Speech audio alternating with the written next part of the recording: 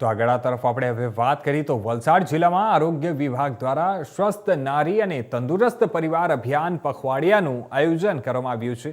દયાજારી જણાવી દઈએ કે આ પખવાડિયા દરમિયાન એટલે 17 સપ્ટેમ્બરથી 2 ઓક્ટોબર સુધી સિવિલ હોસ્પિટલ વલસાડ ખાતે અને આસપાસના અંતરિયાળ ગામોમાં યોજાશે। અભિયાનનો હેતુ મહિલાઓ, બાળકો અને પરિવારોને આરોગ્ય, પોષણ અને સશક્તિકરણ અંગે જાગૃતિ લાવવી છે। પખવાડિયાના કાર્યક્રમ અંતર્ગત ખાસ કરીને કુપોષિત બાળકો, સિકલ સેલ પેશન્ટ્સ અને આશ્રયાર્થી બાળકો માટે આરોગ્ય કેમ્પો યોજાશે।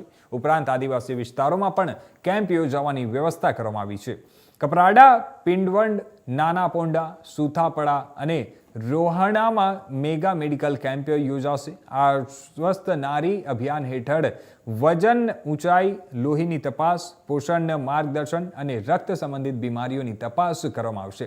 જણાવી દઈએ કે અભિયાન દરમિયાન મહિલાઓ માટે શારીરિક અને માનસિક સ્વાસ્થ્ય અંગે વર્કશોપ, આરોગ્ય પરામર્શ અને પરિવારમાં મહિલાઓની ભૂમિકા અંગે પણ જાગૃતિ કાર્યક્રમ પણ યોજાશે। આ પખવાડિયા મુખ્યત્વે સ્વચ્છતા, પોષણ, સ્ત્રી આરોગ્ય, પરિવારજનોની અને બાળકોના વિકાસ પર કેન્દ્રિત રહેશે।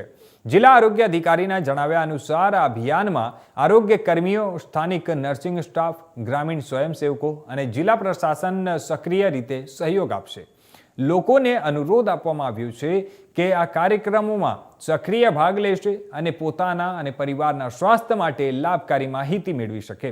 અભિયાન દરમિયાન દરેક ગામમાં કેમ્પ દ્વારા સ્થાનિક બાળકો અને મહિલાઓને આરોગ્ય ચેકઅપ, દવાઓ, પોષણ સલાહ અને જરૂરિયાત મુજબ સારવાર પણ ઉપલબ્ધ કરવામાં આવશે। આ પખવાડિયાથી વલસાડ જિલ્લાના ગ્રામ્ય અને આદિવાસી વિસ્તારોમાં આરોગ્ય અને પોષણ અંગે મોટી જાગૃતિ સર્જાશે।